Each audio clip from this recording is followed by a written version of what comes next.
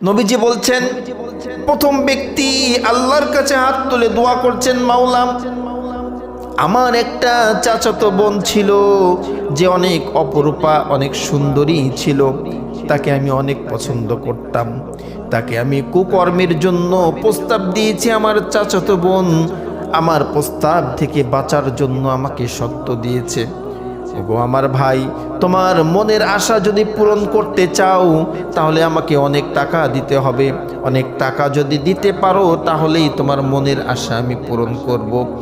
ওই যুবক দিনের পরে দিন, রাতের পরে রাত কষ্ট করে টাকা জমিয়ে ওই নারীর কাছে এসে বলছে, এই নাও তোমার টাকা, তুমি আমাকে বলেছিলা যে এই পরিমাণ টাকা দিলে মনের আশা পূরণ হবে, এই নাও তোমার আশা, আমার মনের আশা তুমি পূরণ করো, এই টাকা গ্রহণ করো।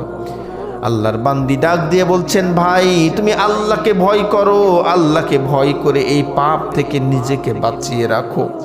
প্রথম ব্যক্তি আল্লাহকে বলছেন, মাওলা পরিবেশ আমার অনুকূলে ছিল, আমার সত্য আমি পূরণ করেছিলাম, চাইলে জোর করে আমি কুকর্ম করতে পারতাম, জিনা করতে পারতাম। আমার চাচাতো বোন যখন তোমার কথা বলেছিল, তোমাকে ভয় করে এই কাজ থেকে নিজেকে বাঁচিয়ে রেখেছিলাম। মাওলা এই ওসিলাই এই বিপদ থেকে আমাদেরকে উদ্ধার কর।